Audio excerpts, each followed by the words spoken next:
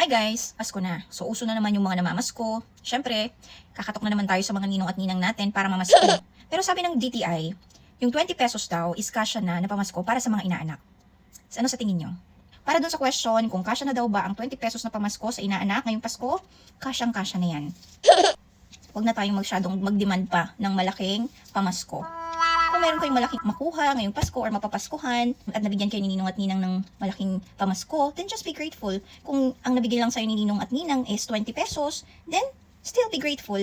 Sabi nga ng DTI, yung mga magulang lang naman kasi yung mga nag-i-expect o nagnanais ng malaking papasko para sa kanilang mga anak. Which is hindi dapat. Kasi kung ano dapat ang kaya lang ni Ninong at ni Ninang, maging grateful na lang tayo. Huwag na tayo mag-expect pa ng mas malaki. At least, diba, naalala tayo ni Ninong at Ninang, naalala tayong bigyan. Wow. So, yun na lang ang isipin natin. Kasi sa hirap ng buhay ngayon, hindi naman dahil Pasko, kailangan mo nang magbigay ng malaking pera sa mga inaanak mo. Though, once a year lang naman na namamasko yung mga inaanak, syempre, you have to consider na hindi tayo pare-parehas ng circumstances at ng kalagayan sa buhay. Tinatry ko lang to guys kasi hindi ako marunong magplansya ng buhok.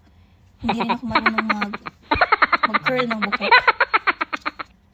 So, binili ko to para sa dalawa kong baby girls. Wow. Ayan. Sorry, hindi ako marunong mag-curl ng buhok.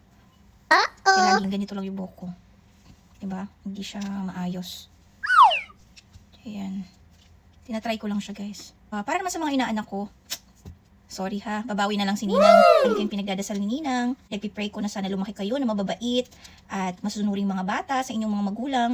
At higit sa lahat, maka-Diyos. Magpakabait lang kayo. Para naman sa DTI, ang dami nyong diversion sa flood control. Kaya kayo, DTI, Merry Christmas sa inyo. At sana, ayusin niyo po yung work nyo para sa mga Pilipino. Para sa mga inaanak ko, Merry Christmas!